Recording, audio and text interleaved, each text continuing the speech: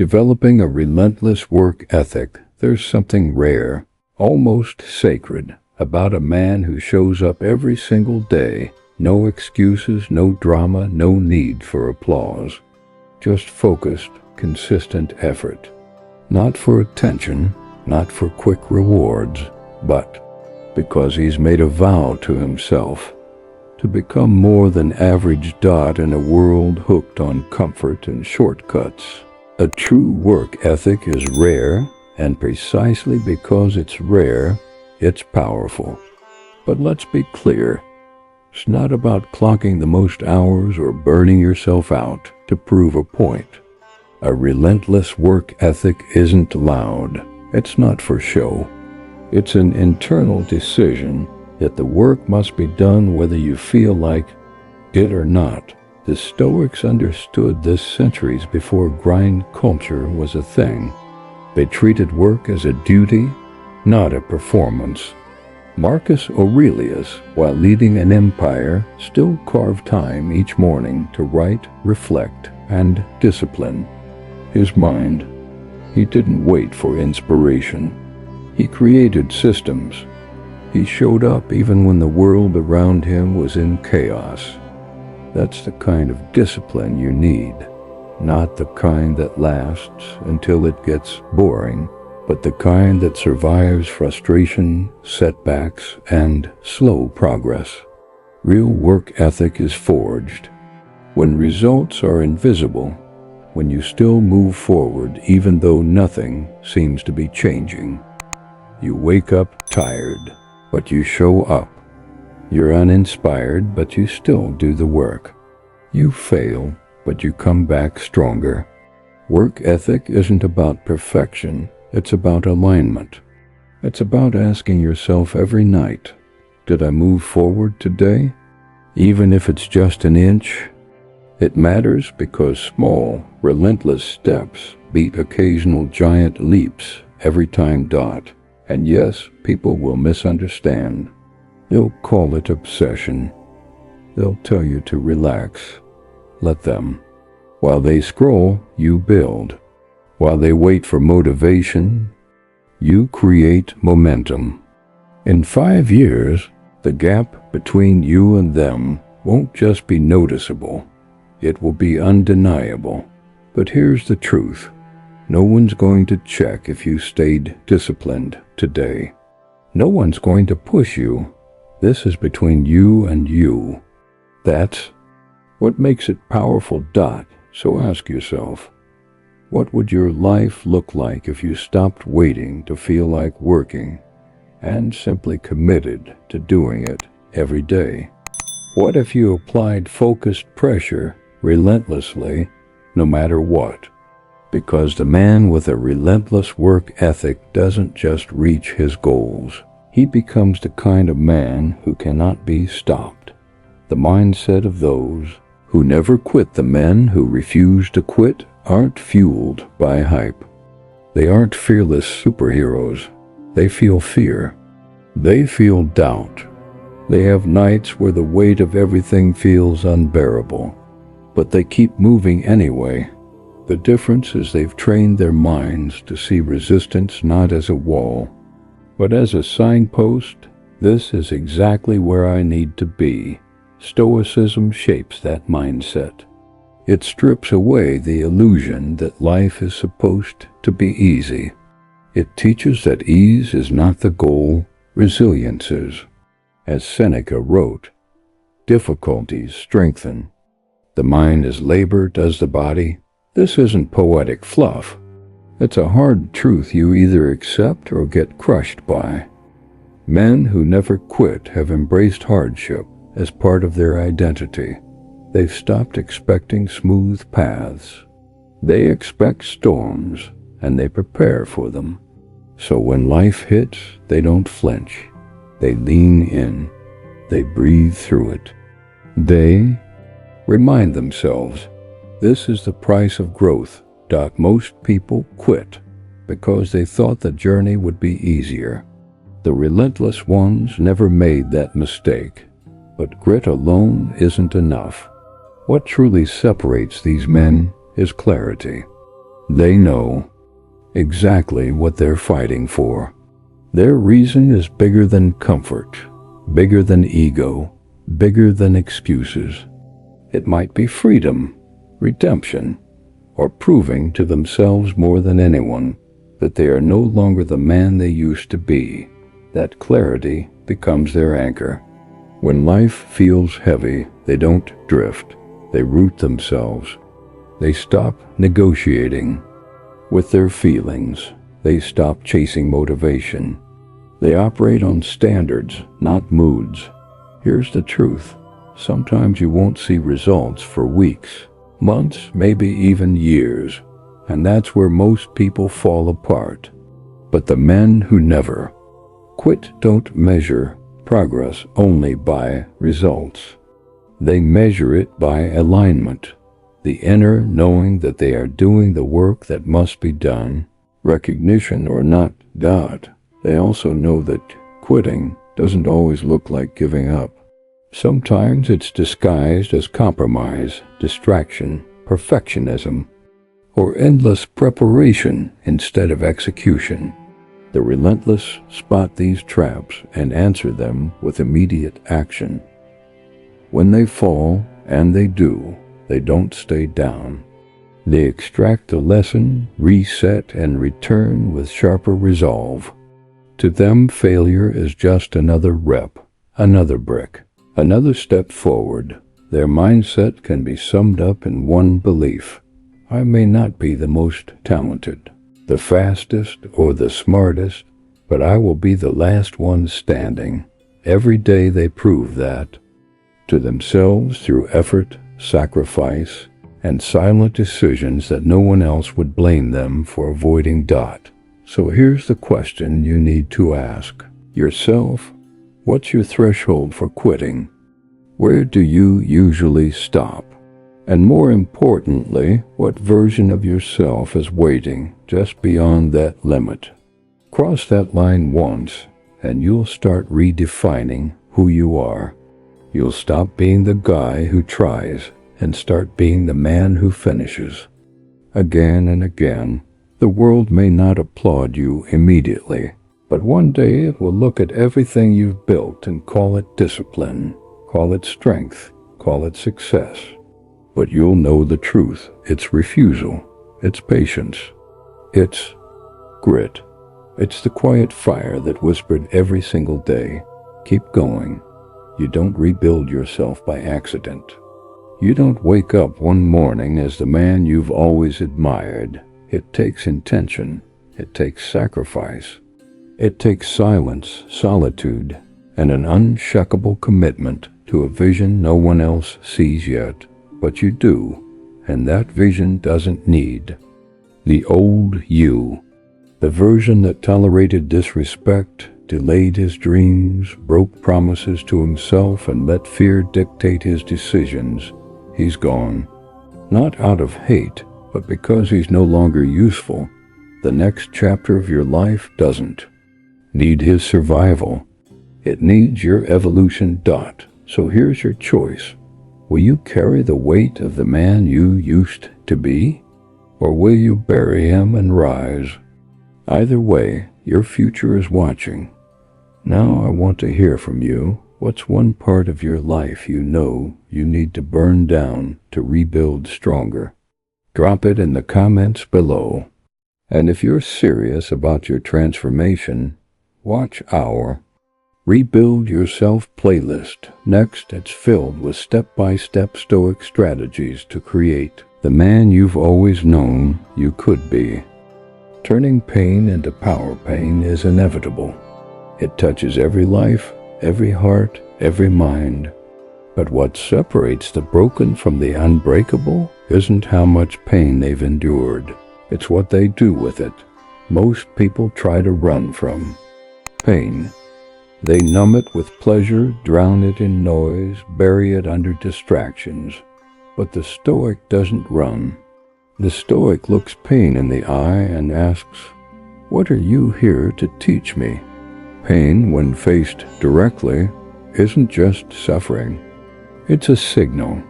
It shows you where the real work needs to be done. It exposes your attachments, your weaknesses, the wounds you still carry. And in that sense, pain isn't an enemy. It's a guide. We've been conditioned to treat discomfort as failure, something shameful, something to be avoided.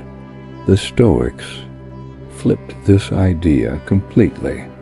They taught that pain is part of the process, not something to resist, but something to use. Marcus Aurelius wrote, "The impediment to action advances action. What stands in the way becomes the way." This wasn't poetry, it was instruction. The thing you see as a roadblock is the very material you need to build your strength. Turning pain into power begins with surrender, not surrender to defeat, but surrender to the truth. You stop pretending you're fine. You stop hiding behind busyness or fake smiles. You admit, this hurts. This broke something in me. And then you ask, what now? Will I let this define me, or will I use it to redefine myself? Most people carry pain like a heavy chain. It slows them, bends them, makes them bitter. The Stoic carries pain like armor, not to hide behind, but to remind themselves of what they've survived. Survival is only the first step. Real transformation comes when you extract meaning from the experience. You say, because of this pain, I now know who I am. I know what I will never tolerate again. I know what I will protect and fight for. That's power. Power that isn't borrowed from circumstances or other people. Power forged in your own fire. Think about the strongest people you know. They weren't born that way. They were forged in hardship. They were dismissed, abandoned, humiliated. They lost dreams, relationships, and parts of themselves. And instead of letting that break them, they used it to build something new, a philosophy, a system, a mindset. They turned heartbreak into hunger, sorrow into strength, silence into wisdom. And so can you, but only if you stop asking, why me, and start asking, what now? Only if you're willing to stay in the discomfort long enough for it to shape you, will you find what pain is trying to give you. Most people don't. They escape too soon. They numb, they run, they distract themselves before the lesson is learned. But if you endure with purpose, not just passively, you come out sharper, wiser, hungrier. Pain also exposes truth. When life is smooth, everyone claps for you, everyone calls. But when pain comes, you see who stays. You discover which habits hold strong, which beliefs collapse. Pain strips away everything unnecessary. It's brutal in the moment, but it leaves you with a cleaner slate, a clearer mind, and a higher standard.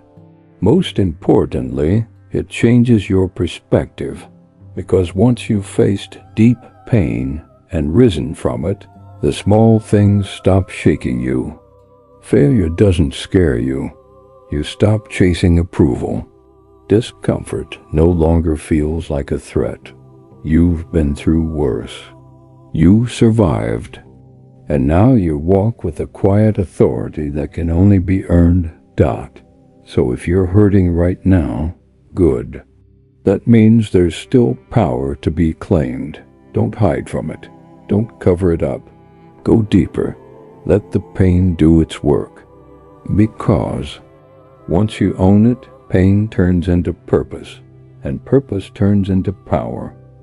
And that kind of power, no one can take it from you. Your standards rise, your habits sharpen. Your boundaries become unshakable. That old version of you, the one who apologized for being too much or not enough, disappears. You stop walking in fear of what you've lost and start moving in awe of what you're building. So ask yourself, what bridges are you still afraid to burn? What parts of your old identity still speak in your new life? And are you ready to silence them? Not with anger, but with clarity? Because the fire you light behind you is the same fire that forges the man you're meant to be. The power of walking alone, there comes a moment when you realize solitude isn't loneliness, it's power, and not the loud, attention-hungry kind the world markets, but the quiet, steady power built in silence. When no one's clapping, no one's watching, and the only audience you have is the man in the mirror. Most people fear being alone because they've never taken the time to truly meet themselves. They fill their days with noise, opinions, and distractions, anything to avoid the stillness that would reveal the truth of who they are. But it's in that stillness that transformation begins. Walking alone means you stop outsourcing your decisions to the crowd. Your values are no longer up for public vote. You don't dress for their compliments, act for their praise, or live for their expectations. Instead, you live by your own code, even if no one understands it, especially if no one understands it. That's the true test. Are you willing to leave behind everything familiar to become someone you've never been? We're conditioned to believe that being surrounded is a sign of success. But crowds form around comfort, not conviction. They celebrate the predictable, the easy. And when you start thinking differently, living differently, elevating your standards, don't be surprised when the crowd fades. They're not leaving because you failed them.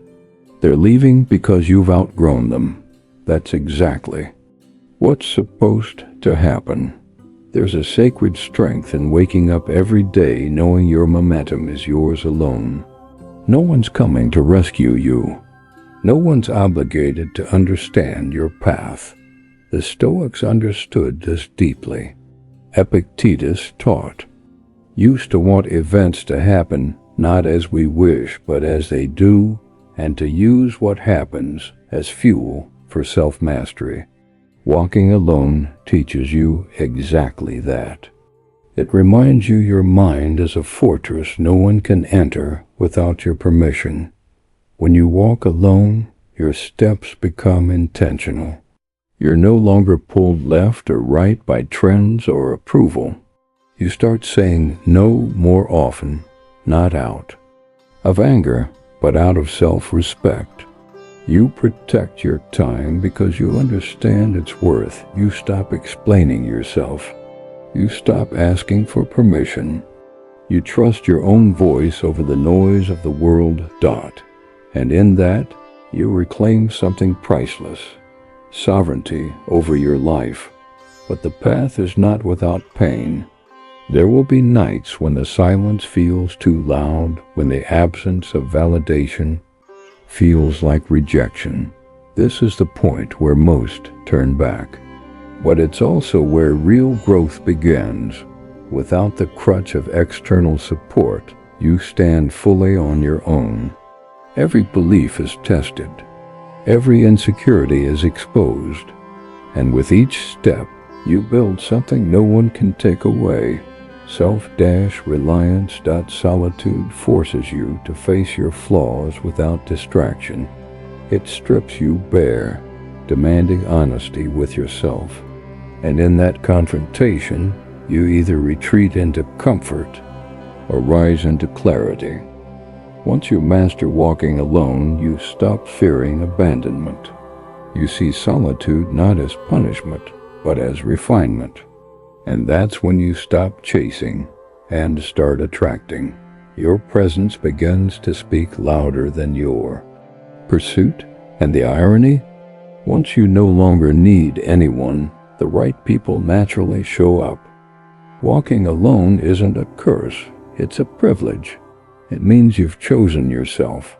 You're strong enough to question everything, to destroy illusions, to build convictions. You're no longer waiting to be picked, liked, or saved. You've already chosen yourself.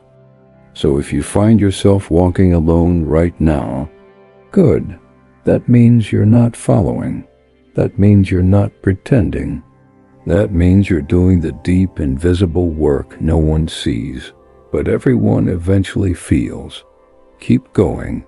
The path may be quiet, but make no mistake, your future is listening. Solitude is not the absence of connection. It's the space where the most important connection is built, the one with yourself. And that connection begins by breaking free from the seductive pull of weakness and comfort. Comfort is dangerous because it doesn't feel dangerous. It wraps around you like a warm blanket on a cold morning, soft, familiar, almost impossible to resist. But what soothes you today can destroy your potential tomorrow. The Stoics understood this with brutal clarity. The more you chase ease, the more you weaken the very muscles, mental, emotional, and physical, that life will one day demand from you. And here's the part most men avoid facing. If you don't deliberately break free from comfort, it will quietly become your prison. Weakness doesn't crash into your life with sirens blaring.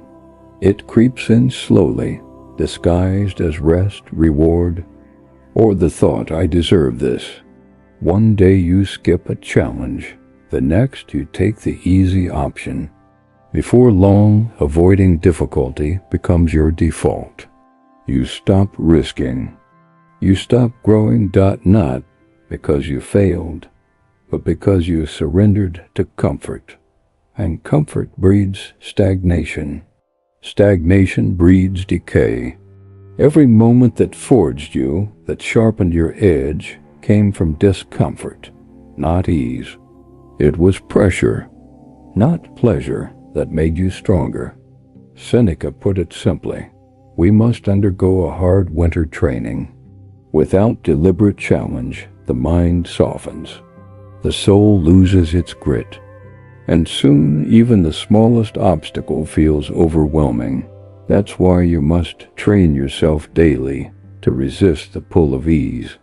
Not because pain itself is noble, but because it reveals exactly where you're still soft, where you still have work to do.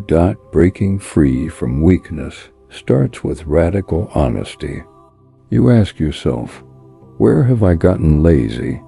Where have I been making excuses?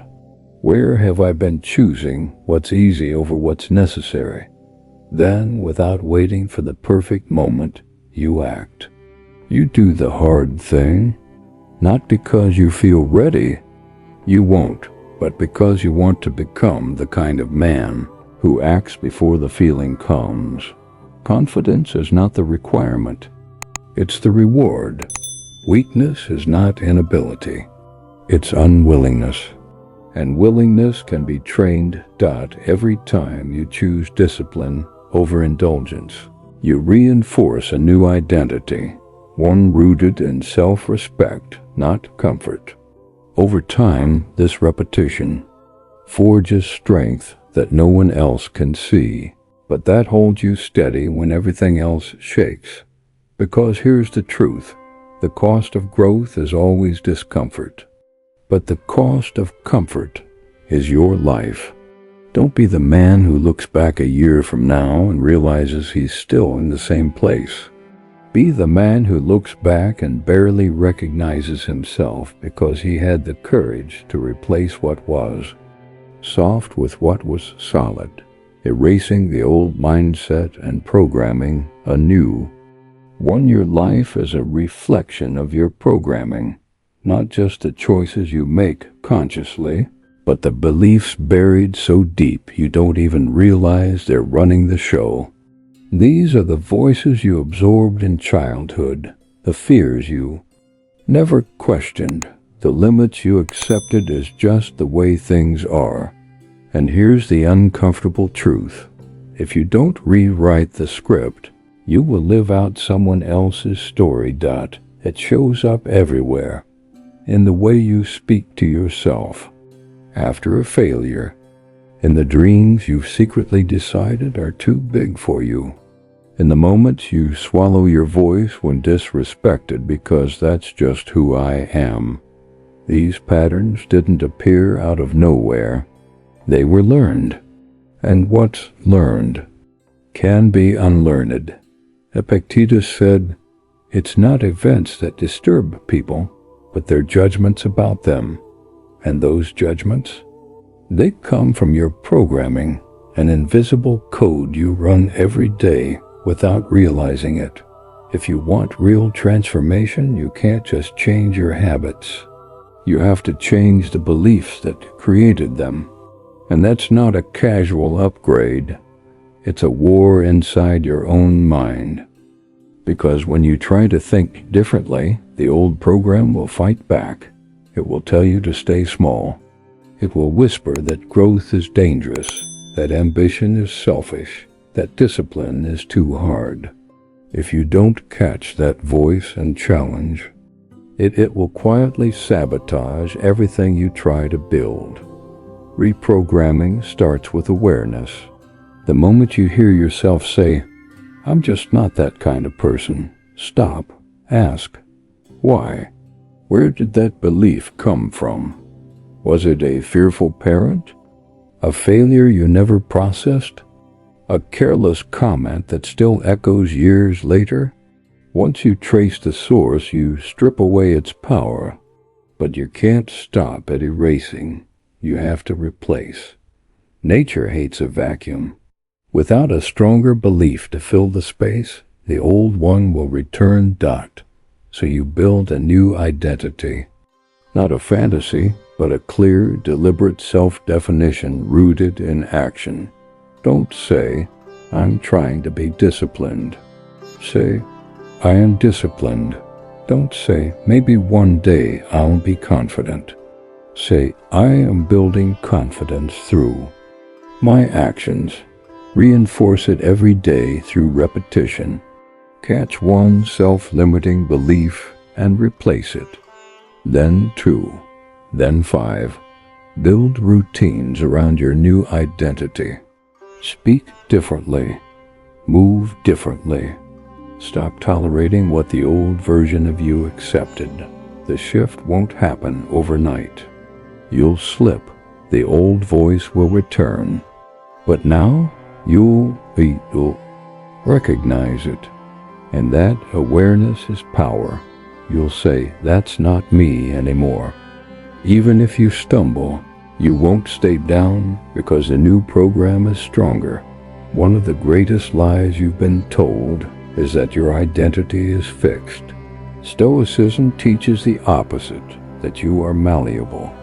Your reason, your judgment, your philosophy can and must evolve if you want to live free. As Marcus Aurelius said, the soul becomes dyed with the color of its thoughts. Your thoughts are not harmless background noise.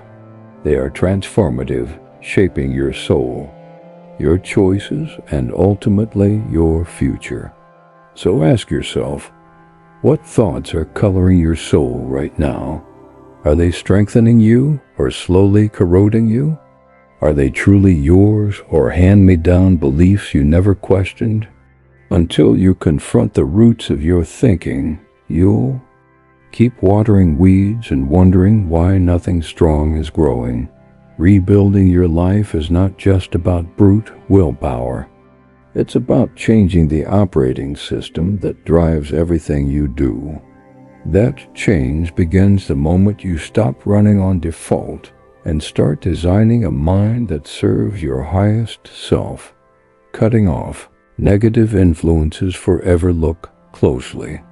Not everyone in your life wants to see you grow, and not everyone who smiles at you is rooting for you. Some people feel safest when you're stuck, predictable, and easy to control. This is the truth most people don't want to face. You are being influenced constantly. The only question is by whom. Cutting off negative influences isn't cruelty. It's self-respect. It's protecting the environment where your future is being built. No matter how strong your vision is, if you surround yourself with voices that mock it, doubt it, or drain it, you'll end up spending your energy defending your growth instead of building it. That's a losing game. The Stoics understood the power of environment. They believed the mind should be trained daily and shielded daily. You cannot train for war while partying with chaos. You cannot seek wisdom while surrounding yourself with noise. Seneca put it bluntly, associate with people who are likely to improve you. This isn't just advice, it's survival. People plant seeds in your mind. Some seeds grow into courage, others into doubt. And most people never realize their mental garden is overrun with weeds until it's too late. Often, the most dangerous influence isn't a loud enemy, but a close friend with a weak mindset. The one who feeds your excuses, mocks your ambitions, or tries to pull you back into old habits. Comments like, "Don't take life so seriously," or "You've changed," are not harmless. They are fear dressed as humor. Cutting people off doesn't have to be dramatic. You don't owe anyone a speech. You simply decide, my energy is sacred. My time is limited. If your presence costs me my peace, focus, or self-respect, you no longer have access. This applies to more than people. It's the media you consume, the accounts you follow, the distractions you choose when you're avoiding yourself. Everything you allow in is shaping your emotional climate. Are you feeding your focus or fueling your anxiety? You will never know how strong you are until life forces you to burn down the man you used to be. Most men run from that fire. The few who face it become unshakable. It's not the storms that break a man, it's the comfort he refuses to leave behind.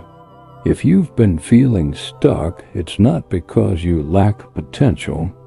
It's because you've been negotiating with weakness.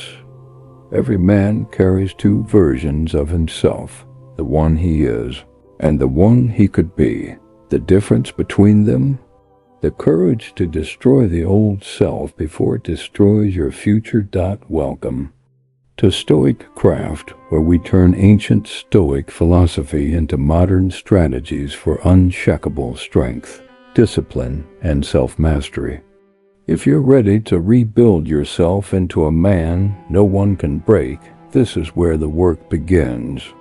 There comes a moment in every man's life when he looks into the mirror and realizes he no longer recognizes the person staring back, not because he's changed, but because he hasn't. The same thoughts, the same fears, the same tired stories. Days bleeding into weeks, weeks into years, and deep down, nothing has truly evolved. It's a quiet kind of suffering, not dramatic, not loud, but corrosive. You feel it when you lie in bed at night, fully aware that something has to break, and that something is you. Destruction isn't always chaos. Sometimes it's clarity. And when life whispers that you've outgrown the man you are now, ignoring it is a slow kind of death. The version of you that clings to comfort, that bargains with fear, that makes excuses, that version must go. Not patched up, not slightly improved, erased. That's the essence of Stoicism. Not decoration, not momentary inspiration, but transformation, real, irreversible change. The kind that doesn't need applause or permission, the kind that demands. You walk into the fire of your own weakness and decide you will never walk back out the same. Rebuilding yourself begins with destruction. And the truth is, most people won't understand why you've gone quiet, why you've disappeared, why you no longer laugh at the same jokes or sit at the same tables. Let them wonder. Let them call it arrogance, coldness, or ego. You're not here to be understood by the old world. You're here to become something the old world can't define. Every past version of you is a shadow, and shadows only survive when you keep standing in the same light. But the moment you move, the moment you shift, the shadow no longer fits. That's the first sign of growth. Discomfort, disconnection, distance. It's not a sign you're lost. It's a sign you're finally moving forward. And no, it won't be easy. In fact, it's supposed to hurt. When you strip away the layers you built just to survive, you expose what's real. And what's real is often messy, unfinished, unprepared. But it's honest. And from honesty comes strength. Stoicism teaches us to endure, yes. But more than that, it teaches us to create. You don't just survive hardship. You shape yourself through it. You become both the sculptor and the stone. You learn to strip away everything false until only truth remains. And that truth, your truth, becomes the foundation for a stronger self. So if you're hearing that quiet voice inside telling you the man you've been is no longer enough, don't ignore it. Don't bury it under distractions or numb it with old habits. Listen to it, that's the call. Not to make small adjustments, but to burn the script entirely and rewrite your story from the ground up. It doesn't matter who you've been. What matters is what you're willing to destroy and who you're willing to become. This isn't about revenge. It isn't about proving them wrong. This is about silence, stillness, and reinvention. Not for them, for you. The relationship you shouldn't revive. The substance you swore you were done with. The patterns that kept you feeling safe, numb, and stuck. This is why the bridges must already be burned. So there's no turning back, only forward. People will say you've changed. They might call you cold, distant, harsh. But they're not. Speaking to the man you've become, they're mourning the version that was easier to control. Let them. It's not your duty to drag everyone into your future.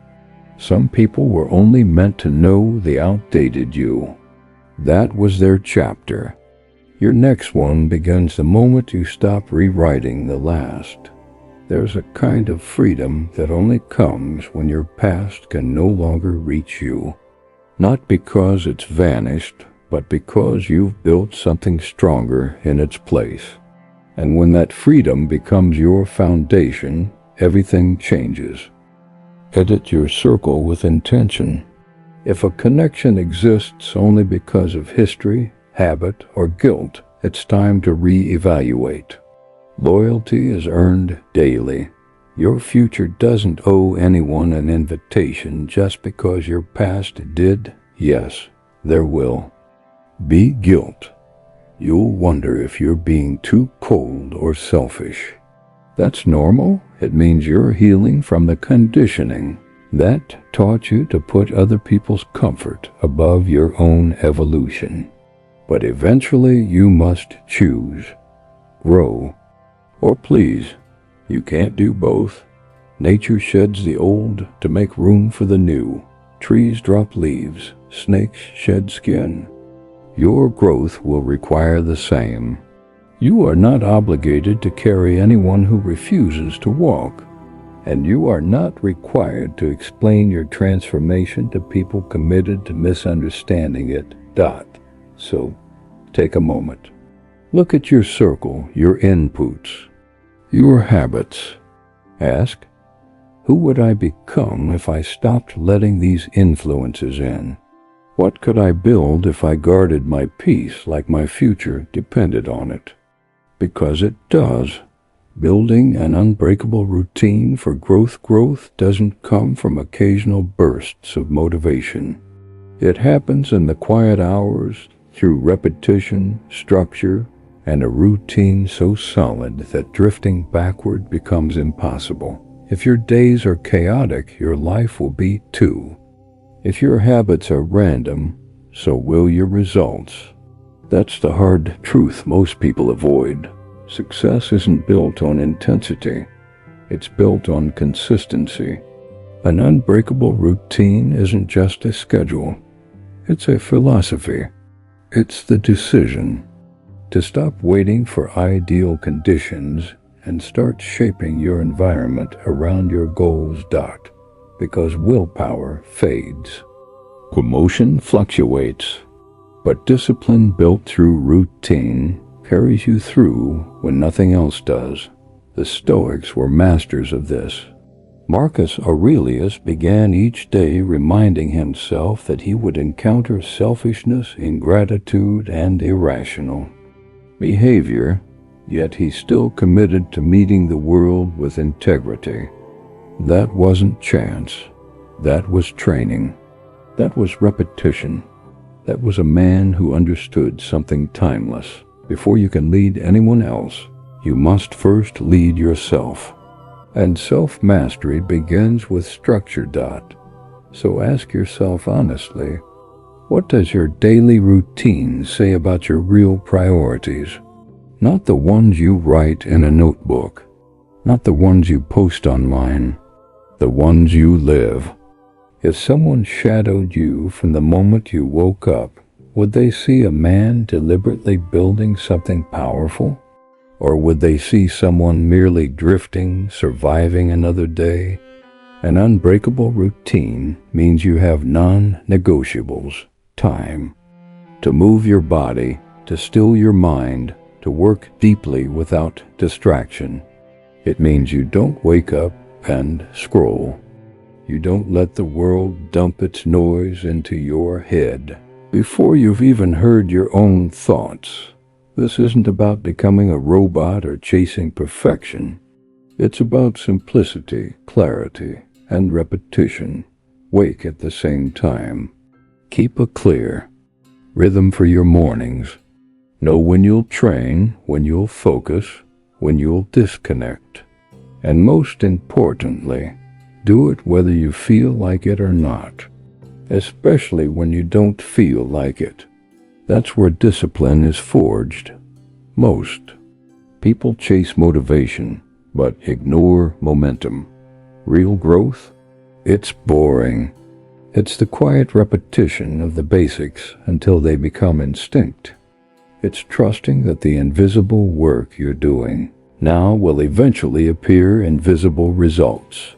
Your routine should anchor you. It should steady you when life gets loud.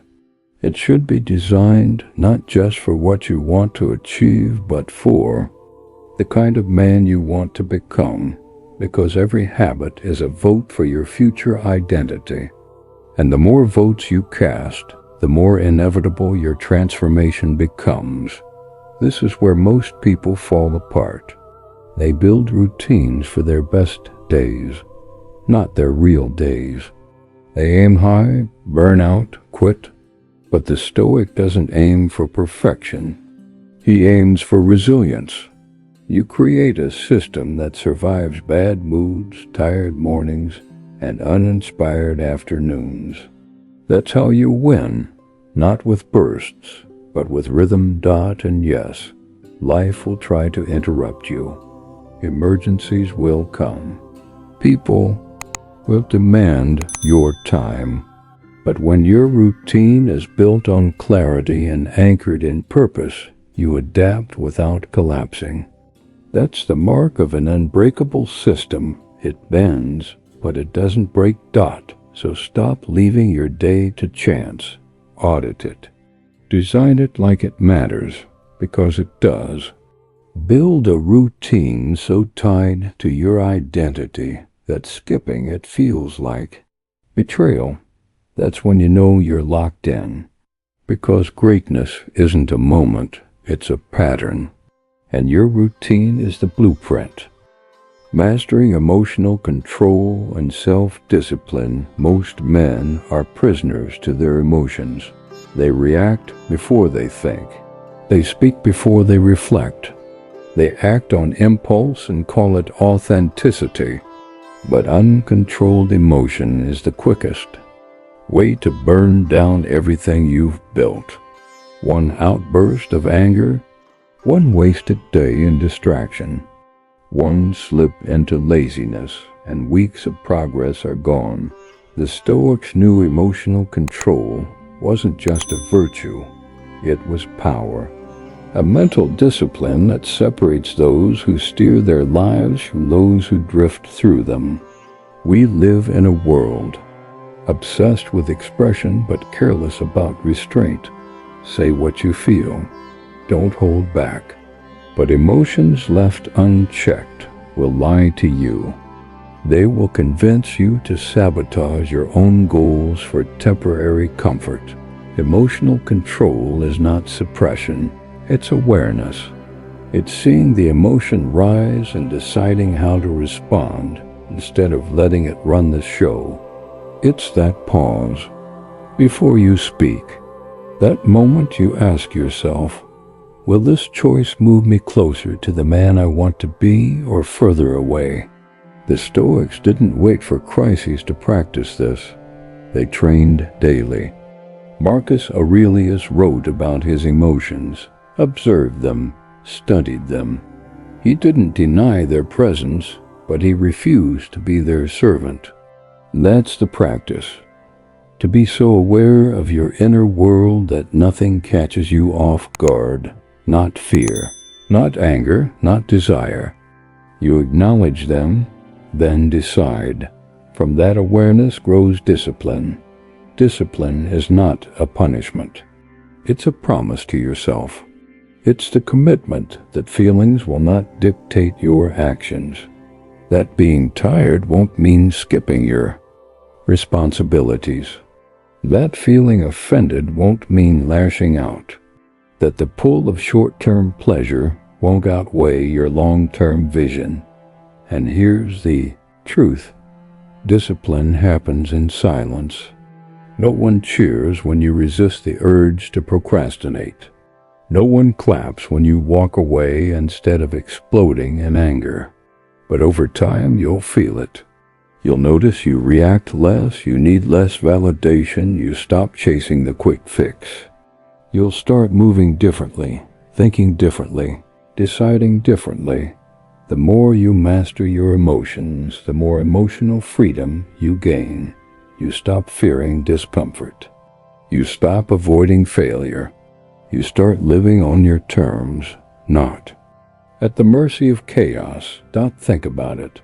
How many setbacks in your life came from an emotional reaction instead of a deliberate choice? These aren't small moments, they're turning points. And they're avoidable when you decide to become the observer of your own mind. This means building habits that give you space between impulse and action, journaling, meditation, physical training, daily reflection. Not because they're trendy, but because they give you control. The strongest man isn't the one who never feels. It's the one who never lets feelings make the decisions. So ask yourself now, who's in control? Your discipline or your desire? Your reason or your reaction? Your future self or your current mood? The man who can master his thoughts, his emotions, and his actions, even in moments of weakness, is the man who becomes unstoppable. What you're dealing with here isn't a surface-level problem. It's not just about changing habits, buying new clothes, or tweaking your schedule. It's an identity crisis. You've made adjustments on the outside, but deep down, you're still operating from an outdated self-image. And no matter how much effort you put into evolving, if you don't rebuild that internal identity, it will quietly drag you back into the same old patterns. You cannot build a new life on the foundation of an old self. You can't become disciplined if you still see yourself as lazy. You can't become confident if you're still clinging to the stories of your weakness. You can't live with strength while continuing to identify as someone who's still trying rather than someone who is. Reinvention isn't about polishing the edges. It's about stripping everything back to the frame and rebuilding from the ground up. The Stoics didn't talk about becoming someone else. They talked about becoming your true self, the one beneath all the layers of fear, guilt, false narratives, and the social conditioning you've carried for years. Marcus Aurelius didn't say, "Pretend to be brave." He said, "Waste no more time arguing about what a good man should be. Be one." That means stop thinking in terms of effort and start thinking in terms of essence. To do that, you have to strip away every label you've accepted, every identity you've worn like a safety blanket. I'm just not good with people. I've always had bad habits. I'm not a morning person. These aren't facts. They're permissions you've given yourself, permissions that quietly shape your decisions, limit your actions, and define your reality. You have to start asking the uncomfortable questions. Who told me this is who I am? Where did I learn this limitation? What do I gain by holding on to this version of myself? What would happen if I let it go? This process isn't gentle.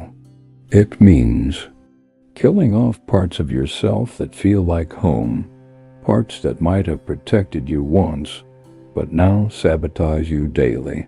The self-pity, the passivity, the subtle self-sabotage that shows up as procrastination, excuses, hesitation. Reinvention isn't about becoming someone else. It's about remembering who you truly are beneath all the noise, doubt, and labels, and then making a radical, non-negotiable decision about what kind of man you will be. Once you decide, you align your thoughts, your behaviors, and your decisions with that version every single day. Start small, but start intentionally. If the man you're becoming is focused, wake up with focus. If he's calm, speak with calm. If he's powerful, walk with power. At first, it will feel unnatural. That's fine. Repetition builds familiarity, and familiarity becomes identity. But here's the catch. You must stop negotiating with the old you. Stop checking in with your past to get permission for your future. The past is a reference point, not a rule book. You owe the old version of yourself nothing except the courage to move on. Because if you keep identifying with your wounds, mistakes, and failures, you'll keep recreating them, just in different forms. And for this process, solitude is essential. Not because other people are bad, but because their version of you is often frozen in time. They remember the man who joked too much, gave too little, tried too hard to be liked. They don't see the transformation, they see the history. And if you're not careful, you'll start playing that same role in a script you no longer believe in. So reinvent in silence. Let your actions, not your explanations, be the proof. Build rituals, not announcements. Morning training, daily reflections, walks without your phone. These aren't just habits. They're chisels you use to carve away the false self and reveal the core. And once you uncover that core, protect it. Nourish it, live by it. Ask yourself, are you still building your future from the broken parts of your past? Or are you ready to burn the old blueprint and design something new based on your values, your vision, and your truth? Because your identity is not fixed, it is forged. And the fire you walk through now will become the light that guides you forward. Self-reliance isn't about pushing people away or living in isolation. It's about no longer depending on them to tell you who you are. It's knowing you are whole whether or not you have applause, company, or comfort. It's being able to sit in silence and still feel complete. Not because you've arrived, but because you show up for yourself every single day. That kind of stability doesn't come naturally. Most of us were raised to rely on others for emotional safety, motivation, and even identity. We tie our self-worth to relationships, jobs, and achievements, all of which can disappear in an instant. And when they do, many people collapse. Not because they're weak, but because they never learned how to stand alone. This is why self-reliance is so powerful. It's unshakable. It isn't built on circumstances. It's built on inner stability. You don't need perfect timing, a lucky break, or universal approval. You need a plan, the discipline to follow it, and the courage to keep going even when no one is cheering you on. When you become truly self-reliant, you become immune to manipulation. You stop chasing approval. You no longer shrink to make others comfortable.